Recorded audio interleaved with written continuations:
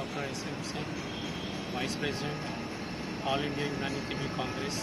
New Delhi. इस वक्त मेरे साथ मौजूद हैं जॉइंट सेक्रेटरी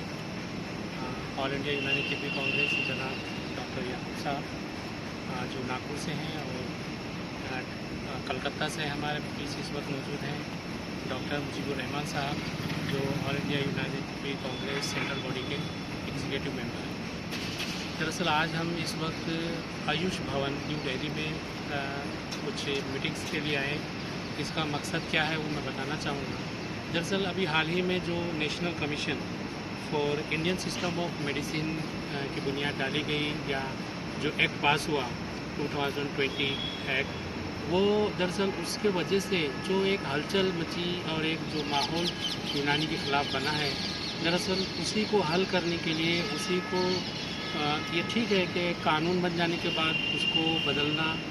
और चेंज करना इतना आसान नहीं है, लेकिन जो गलती हुई, जो कुछ हो चुका है, उसके ख़िलाफ़ अगर हमने आज आवाज़ नहीं उठाई तो शायद ये हमेशा हमेशा के लिए हम पर मुसल्लत कर दी जाएगी। और इसी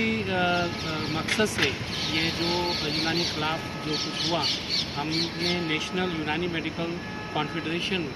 जो है एक NGO बनाई है, जिसका मकसद ही ये है कि यूनानी के कॉज के लिए लड़ा जाए और यूनानी के साथ जो इनजस्टिस हुआ है गवर्नमेंट की तरफ से, गवर्नमेंट ऑफ इंडिया और स्पेशली जो मिनिस्ट्री ऑफ आयुष है, उन्होंने जो हालात पैदा किए उससे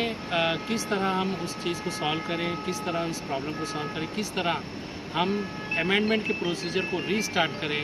और फिर से हमें वो हक, हमें वो हमारा स्टेटस जो पहले हमारा था, एक गोल्डन ईरा जिसे कहा जाता है यूनानी मेडिसिन का, वो हम फिर से वापस लाना चाहते हैं। और इसी सिलसिले में हमने मेमोरेंडम वगैरह दिया है। सबसे पहले जो national commission of Indian system of medicine के चेयरमैन हैं मिस्टर वैद्य जयंत देव पुजारी जी, उनसे हम मिले। उन्हें हमने सख्त मुखालिफत किया कि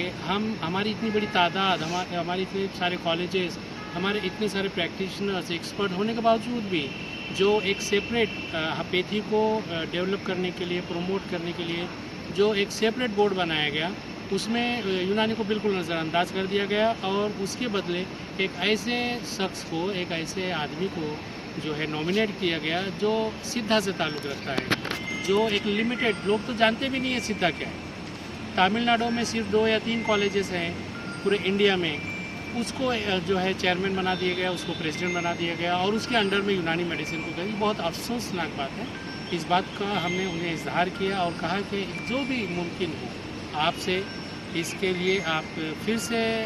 इसको प्रोसीड करें अमेंडमेंट के लिए और गवर्नमेंट को सजेशन दें। और हमें उम्मीद है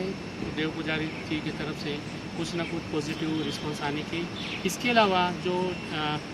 आयुष मिनिस्ट्री के यूनानी के एडवाइज़र हैं जनाब असीम खान साहब, प्रोफेसर असीम खान साहब, उनसे भी मुलाकात की।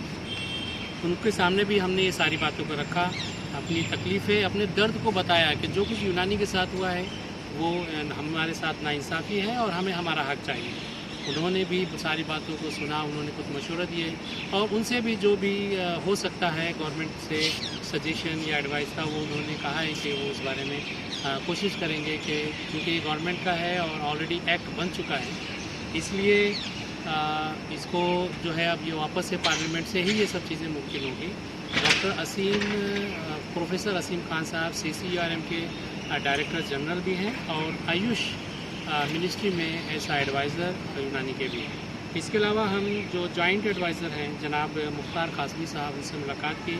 उन्हें भी इस बारे में बताया कि आज यूनानी के साथ जो नाइंसाफ़ी हुई है, आप लोग जो है आयुष से ताल्लुक़ है, आप लोगों को इस चीज़ को इल्म होगा, आप इस चीज़ को कैसे दूर कर सकते हैं, इस पर गौर व फौज करें और हमें हमारा जो इस यूनानी का स्टेटस है वो वापस दिलाएं। इसके अलावा मिनिस्टर चूँकि और secretary to the ministry available नहीं थे, इसलिए हमने उनको उनके ऑफिस में मेमोरेंडम दिया है और अनकरीब हम उनसे पर्सनली मुलाकात करने की कोशिश करेंगे। साथ ही इस मैटर को हम प्रेसिडेंट ऑफ इंडिया और चीफ जस्टिस ऑफ इंडिया के सामने भी पेश करेंगे और प्राइम मिनिस्टर ऑफिस में भी इस देंगे, क्योंकि हम वो कोई पॉइंट या वो कोई रास्ता या कोई राह नहीं छोड़ना चाहते जिससे हमारी पेथी को हमारा स्टेटस वापस मिल सके। और हम उम्मीद करते हैं कि ये हमारी एक छोटी सी कोशिश हमें ज़रूर कामयाबी दिलाएगी और हमें हमारा स्टेटस वापस मिलेगा इंशाअल्लाह। अस्सलाम।